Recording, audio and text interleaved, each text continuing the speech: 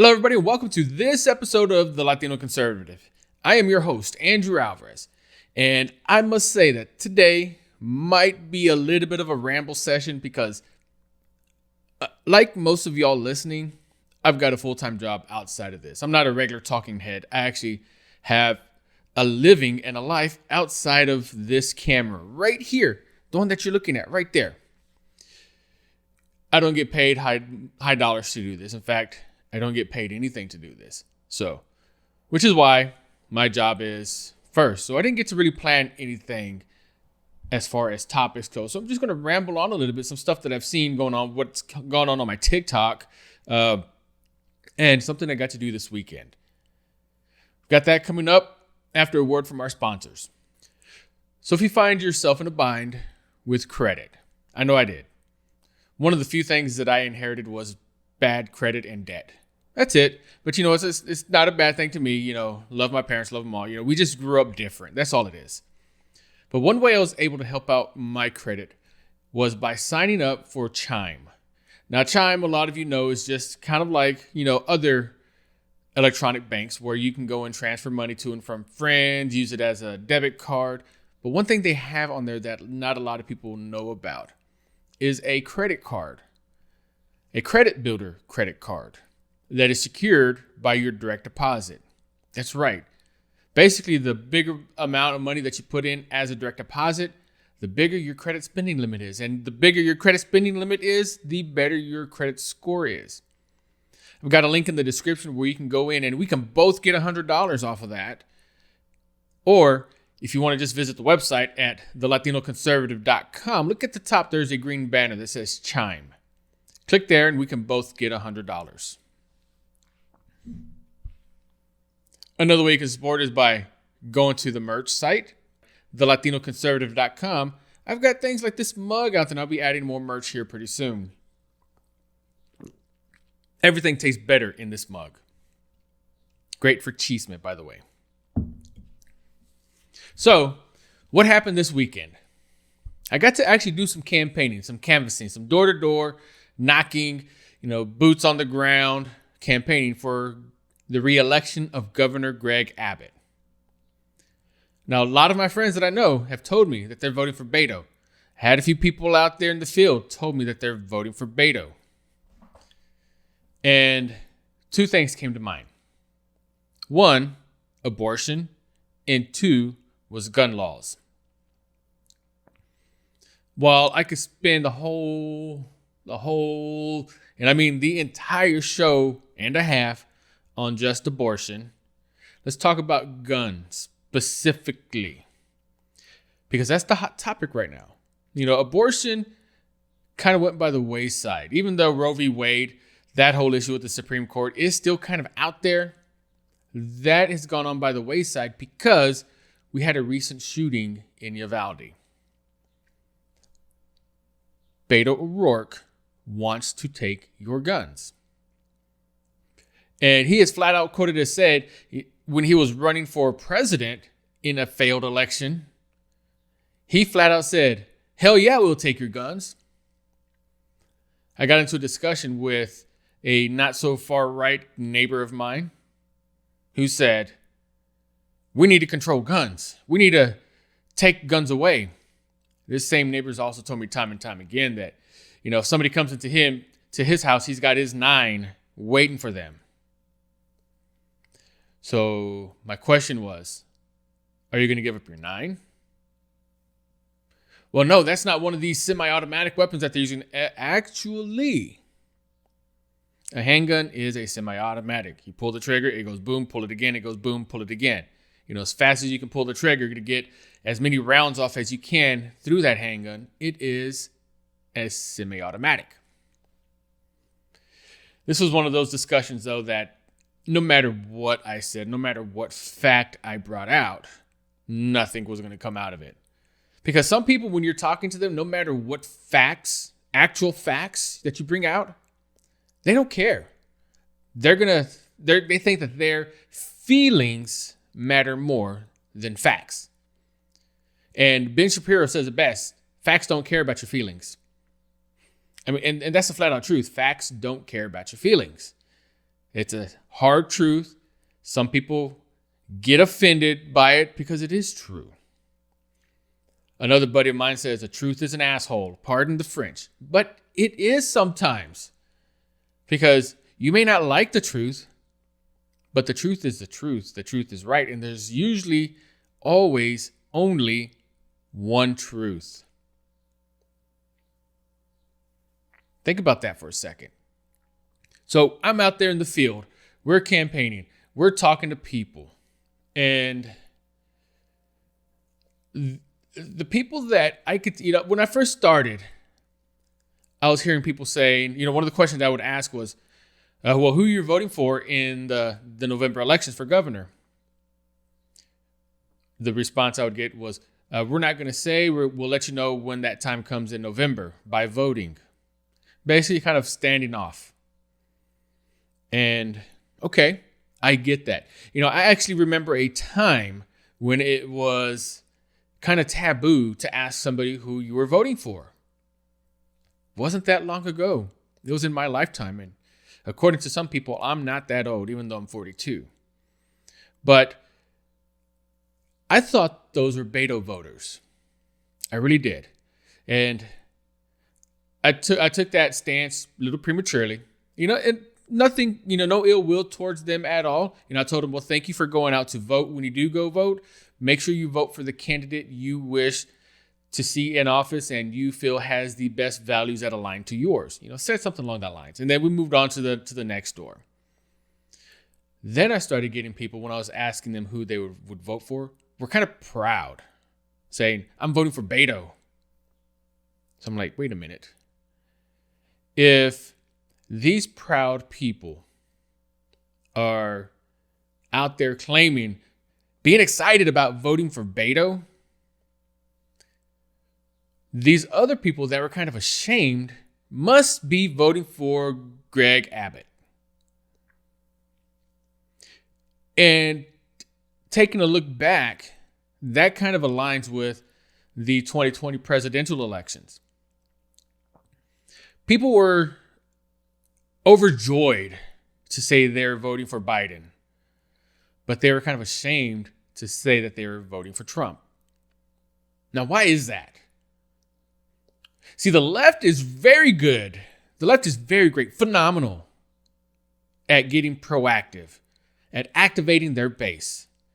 And they are also very good at anytime they see someone who goes against them, that person gets shamed, that person gets canceled, that person loses jobs, that person gets bullied, made fun of. We saw the BLM riots that happened because people didn't agree with the left. So they're ashamed.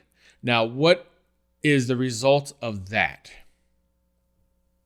No matter how you believe if the elections were rigged or not, I'm not saying that they were, I'm not saying that they weren't, but I think we saw a direct result of that at the polls.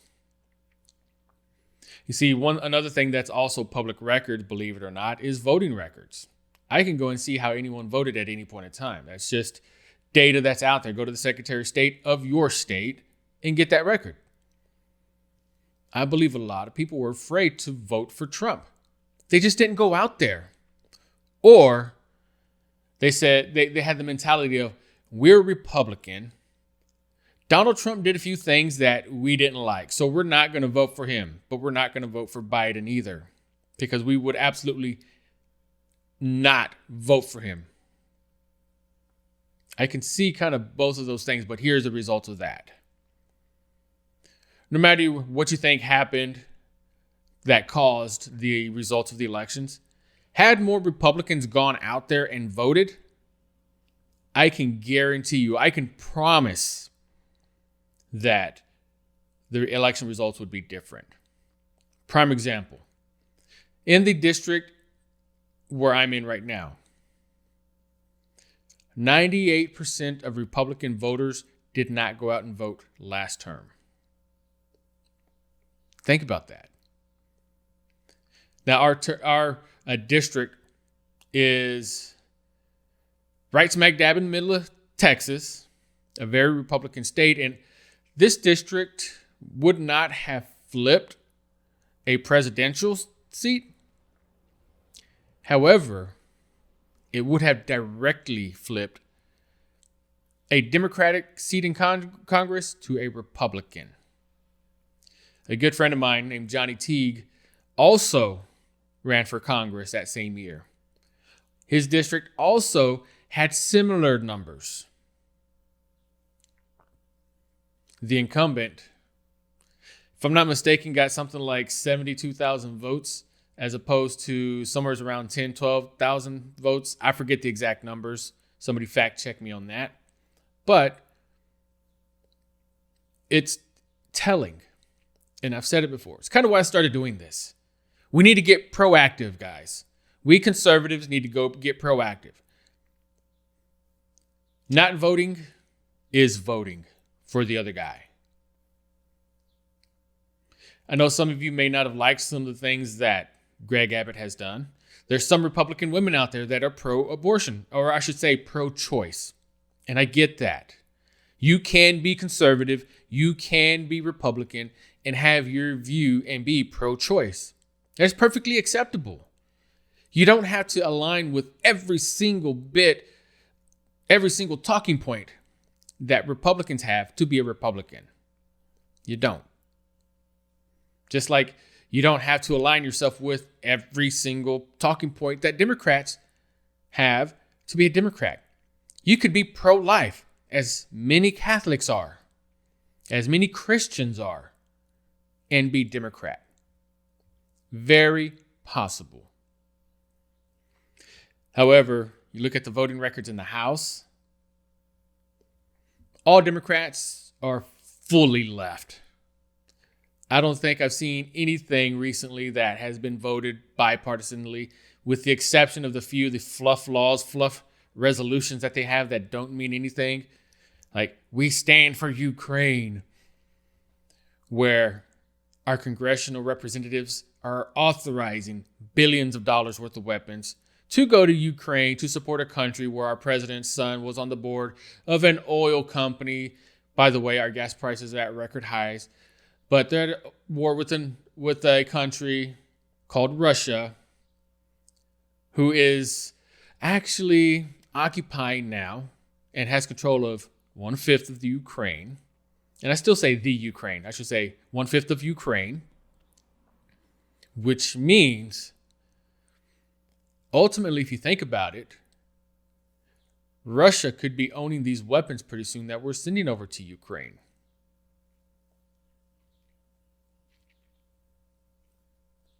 Hear those crickets yet? So a little more rambling. I've got a good friend of mine that I posted a picture of the campaign group that I was with and said, doing my part to make sure Beto doesn't California my Texas. I got a message, not my governor, referring to Gregg Abbott. And my reply was, Beto O'Rourke would do to Texas what Joe Biden has done to the United States. I got the message of, okay, that's good. This person, to me, is pretty smart, pretty intelligent. But this also goes to show me, and I'm sure many of y'all know this out there as well, that the left has brainwashed people. How can anyone in this country say that what Joe Biden has done for this country is good? How? It makes absolutely no sense at all. Last year at this time, I wasn't living paycheck to paycheck. I wasn't. This year, I am. 2 years ago, I was doing really well. Last year, after Joe Biden had already been in office for a little bit, I still wasn't quite there yet. But this year, oh my goodness, we are all feeling the struggle. And these are preventable. Joe Biden had, for example, the baby formula crisis that we have. Joe Biden has said that people told him that this could be an issue coming up. And he flat out said, but I didn't think it would be. The experts in the industry, people that do that job, the baby formula job, day in and day out, every single day, said it was going to be an issue and he didn't think so. Now, it's one thing to be the head of a company, the head of an entity, organization, the head of a country. You're expected to know quite a bit.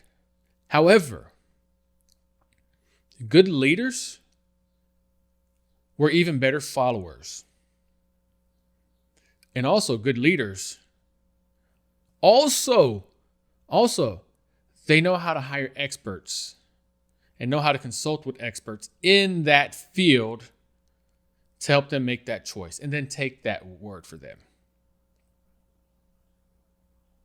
Great leadership. The one thing that I am still saddened by, still worried about, is that we still got 2 years of this guy. And if he doesn't make it, we've got the rest of the term with Kamala Harris. It's rough, guys. It's rough. We've got 2 more years of hardship before there's any hope. And even then, the time it's going to take to undo this. This happened in record time. So the time it's going to take to undo this, my goodness, who knows? 4 years. It might take 2 presidential terms to get this done. But what Joe Biden has done for the United States is good, right? Because he is pro-abortion, late-term abortion. He wants to take away your guns. So does Beto O'Rourke. You know, I would rather deal with dissent over pro-life, pro-choice. I would rather deal with dissent over what is defined as an assault weapon, what is defined as a weapon of war, than have the economy suffer. It's unfathomable to me how people would think that what Joe Biden has done to this country is a good thing. He has united us. We all want Donald Trump back, that's for sure. So where do we go from here? How do we prevent that from happening? Because I would do everything in my power to make sure Beto O'Rourke does not California or Texas. Because he will. He will definitely do that. I may not agree with everything Gregg Abbott has done. But Texas' economy was thriving when the rest of the country was falling apart. That was done by Gregg Abbott. Which would you rather have? Think about it for a second. Which would you rather have?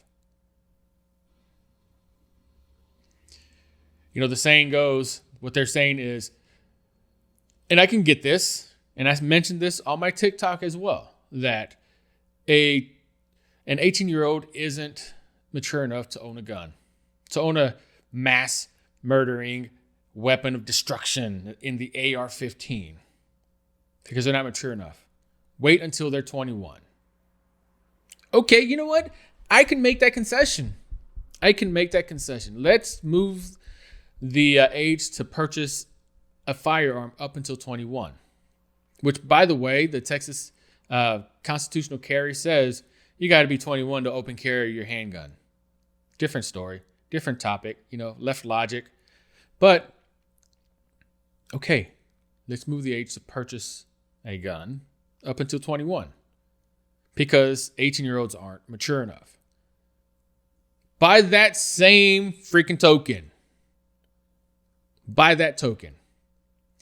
let's stop letting our 3rd, 4th, and 5th graders get gender transitions. They're not mature enough either. Kids change their mind how often? 1 week they want to play soccer. The next week they want to be an artist. The next week they want to be a rock and roll guitar player. Quite frankly, I'm even at the point, though I don't like it, I don't agree with it. If a little boy wants to wear a dress to school that week, That's between him and the parents. I don't see any dress code violations happening. That's between him and the parents. If he wants to go back to wearing jeans and t-shirts the next day, you know what? The next week, all means, that's fine. At the end of the day, it's the parent who's going to be held accountable for that when they meet their maker, not me. So let's stop giving puberty blockers to teenagers. They're not mature enough. Let's stop cutting off parts of the kids. They're not mature enough. It's a lot, guys. I know. It's a lot.